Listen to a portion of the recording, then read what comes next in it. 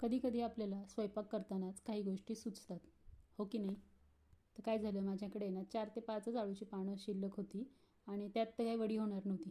म्हणून मी काय केलं, अशी अळूची पानांची पूर्ण ती देठं काढून घेतली आणि त्याला बारीक चिरून घेतलं.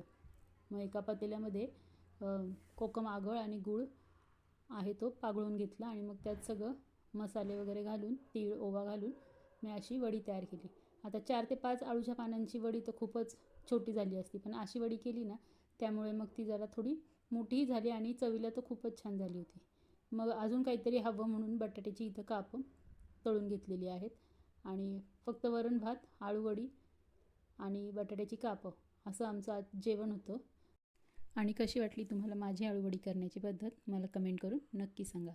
भेटू पुन्हा नवीन एका व्हिडिओसोबत. तोपर्यंत बाय.